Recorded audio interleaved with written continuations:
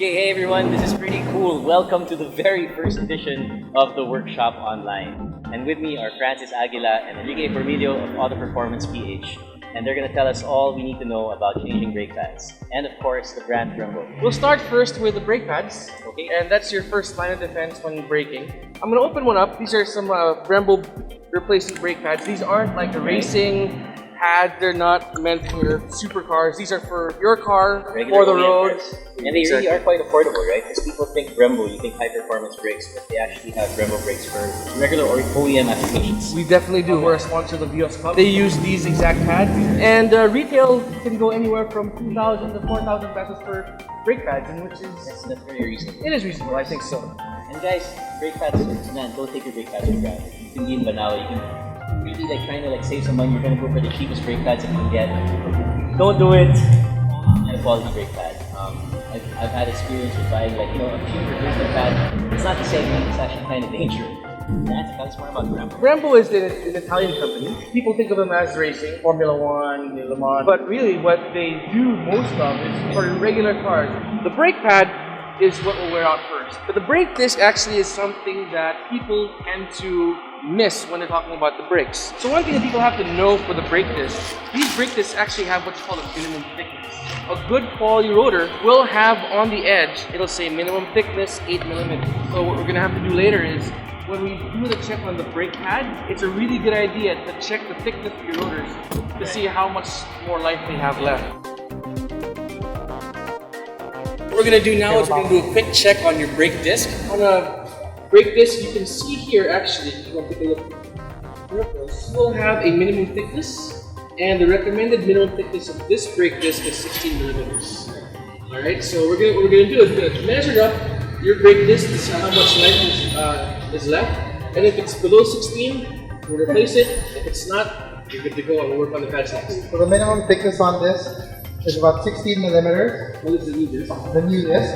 The current thickness of this new disc is right at 18 millimeters, so we can see that here. So that means this whole rotor will have a life of 2 millimeters, right? So let's check what's on there. Let's check what Pao's got. So now we're going to check the minimum thickness for Pao, and let's see if he needs to replace his rotors or not.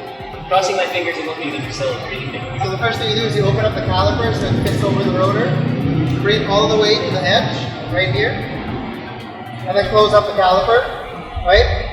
And then we're going to lock it in place, just so it doesn't move when we remove it. And what we've got here is 17 and a half. So, he's well within the minimum thickness, 17 and a half millimeters.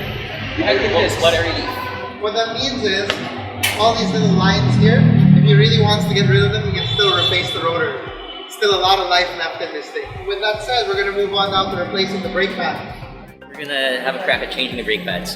Difficulty level, I say they should be on the easy to mid level. If you're interested in cars, it's something that you can definitely do yourself, but make sure that you have the proper tools, proper safety equipment. And if you're doing this on the ground, make sure that you have proper jack stands and your car won't move around because you're going to be working on your car. We're really lucky right now we have a lifter. My dream to have a lifter in my house. So that comes true one day. All of us here can probably change a brake disc and a brake pad. It's always best to have a professional do it. JP's a professional. But JP? Yeah. Alright, so what JP's doing right now is loosening the bolt for the brake caliper. That way we can just slide this piece out and then take the brake pads off. Sometimes you'll encounter talleres or shops, these little tiny springs right here. Some people just throw them away. If you do encounter this, do not throw these little tips away. The reason why they're there is so that you don't hear any clanging against the rotors when you're going over rough stuff. So be mindful of those things. This is how your brake caliper works. There's a brake piston in here. And that's what pushes the pad and the rotor together. So we can see that it's got a mark where the piston's making contact right here, and it's pushing inwards. As the brake pad wears down and gets thinner, so it loses friction material, the piston comes out of its caliper housing, coming out, and thus when you have to put the new brake pad in, you've actually got to wind the piston back in. The best way to do this is with a C-clamp. Right. Now, remember this. This is something that I learned the hard way, man. sometimes you forget that this is like a whole hydraulic system that goes throughout the car. It would be a good idea to open up the brake reservoir first. Okay, it's like airtight in there, so you have to open it up so there's space for the brake fluid to be pushed back up. But remember that brake fluid is highly corrosive, so when you do that, make sure to wrap the reservoir in rags and what have you, so that when you push the piston back in, the brake fluid will be caught by the rags. As soon as you get any of it on the paint of your car, you're going to want to wash that off right away, otherwise you're going to get some corrosion in the engine bay, and it's just going to spread.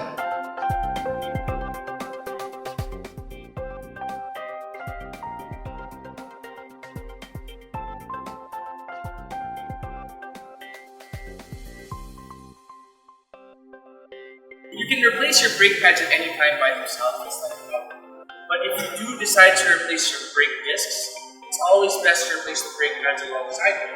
At least this is what Brent recommends. Another really important thing, Paul, is that, well, now you have new pads, yes?